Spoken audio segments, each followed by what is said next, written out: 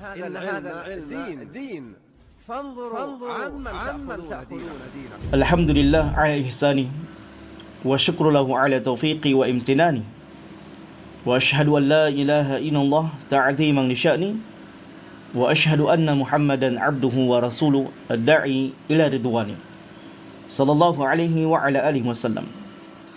Ikhwatal iman rahimani wa rahimakumullah.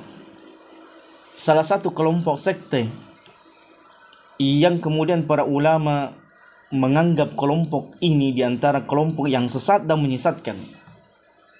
Artinya apa jamaah rahmatullah?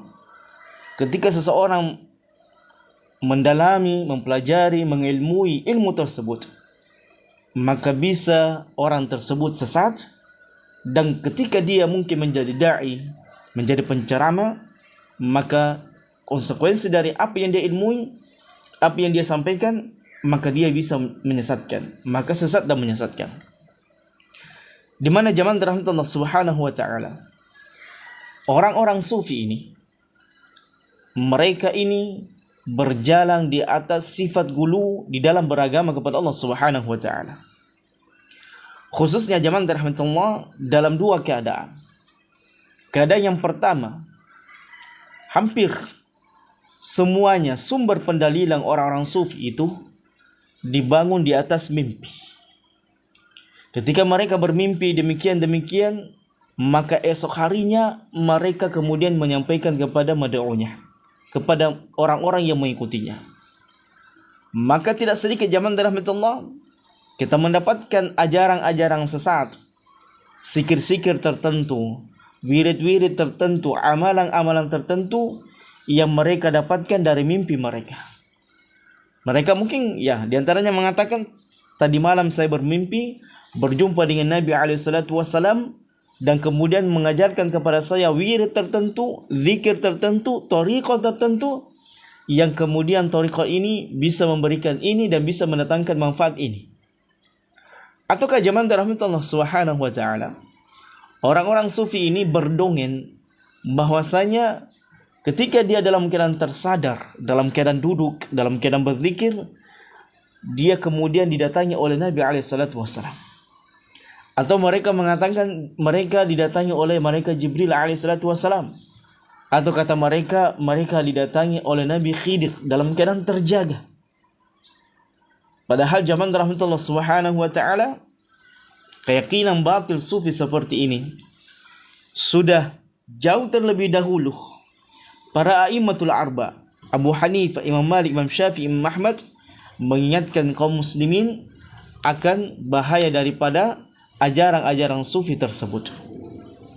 Dan ketahuilah zaman rahmatullah, ketika orang-orang sufi ini mengatakan dia mendapatkan sebuah syariat, sebuah wirid, sebuah zikir, sebuah amalan tertentu, kemudian thariqah tertentu yang diajarkan pengakuan mereka melalui mimpikah atau dalam keadaan sadar, yang diajarkan oleh Nabi SAW kepada mereka, ataukah yang diajarkan malaikat Jibril kepada mereka sebagaimana pengakuan mereka, ataukah yang diajarkan kepada Nabi Khidir SAW kepada mereka, ataukah mereka mendapatkan mustika seperti keris, tongkat dan sebagainya dari Nabi Musa SAW, ya kisah-kisah dongeng yang lainnya yang banyak disampaikan oleh orang sufi. Maka ketahuilah zaman rahmatullah, maka sungguh apa yang mereka utarakan, apa yang mereka sampaikan bertentangan dengan surah Al-Maidah ayat yang ketiga. Maka surah Al-Maidah ini zaman rahmatullah menegaskan kepada kita semua sebagai stempel penutup semua syariat Allah Subhanahu wa taala yang Allah Subhanahu wa taala utus nabinya alaihi salatu wasallam, yang Allah Subhanahu wa taala berikan kepada Nabi alaihi salatu wasallam, maka telah sempurna dan paripurna. Allah Subhanahu wa taala mengingatkan kepada kita semuanya jamaah rahmatullah, al-yauma akmaltu lakum dinakum wa atmamtu alaikum ni'mati wa raditu lakumul islam dinan. Al-yauma akmaltu lakum dinakum, hari ini Muhammad, aku telah sempurnakan agama untukmu, yaitu agama Islam. Wa atmamtu alaikum ni'mati, dan aku telah mencukupkan nikmatku atas kalian. Wa raditu lakumul islam dinan, dan aku telah meridhoi Islam ini sebagai agama kalian. Lihat zaman rahmatullah, betapa ayat ini banyak dilalaikan oleh para pengikut sufi, orang yang mempelajari sufi dengan meyakini bahasanya mereka mendapatkan tariqah-tariqah baru dalam beragama, tingkatan-tingkatan tertentu dalam beragama yang tidak didapatkan oleh orang-orang yang tidak belajar sufi. Mereka meyakini mendapatkan zikir-zikir tertentu yang diwariskan kepada mereka, yang diajarkan kepada mereka dari Allah Subhanahu wa taala. Bahkan mereka mengatakan langsung dari Allah Subhanahu wa taala. Mereka mengatakan dengan tariqah-tariqah amalan-amalan tertentu inilah kemudian bisa mendatangkan manfaat, bisa menolak mudarat, padahal tidak ada lagi syariat setelah Nabi SAW meninggal. Tidak ada lagi lafaz zikir yang diajarkan oleh Nabi SAW ketika beliau meninggal sallallahu alaihi wasallam. Tidak ada lagi metodologi belajar dalam beragama kepada Allah Subhanahu wa taala setelah Nabi SAW. Maka satu ayat ini jamaah rahmatullah mengajarkan kepada kita bahwasanya apa yang diajarkan oleh Nabi SAW dan setelah meninggalnya beliau maka tidak ada lagi pensyariatan.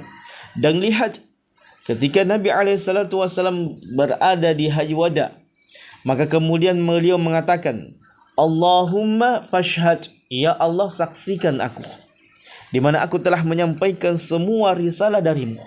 Tidak ada satupun kebaikan kecuali Nabi SAW telah mengajarkan kebaikan tersebut kepada umatnya.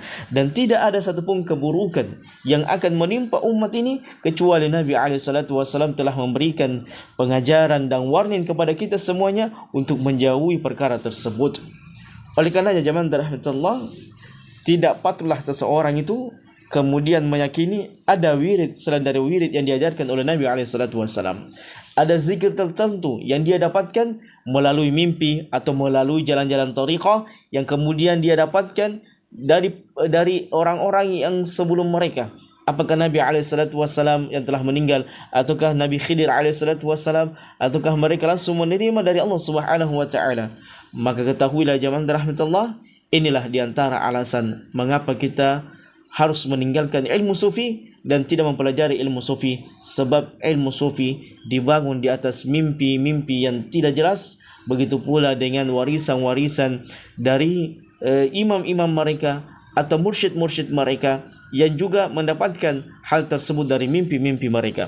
Maka demikianlah jamaah rahmatullah subhanahu wa ta'ala apa yang kita bisa sampaikan pada kesempatan yang berbahagia ini. Semoga kita bisa diselamatkan semuanya dari aliran-aliran sesat dan menyesatkan dari ajaran-ajaran yang tidak diajarkan oleh Nabi alaihi salatu wasallam. Hada wallahu alam bissawab.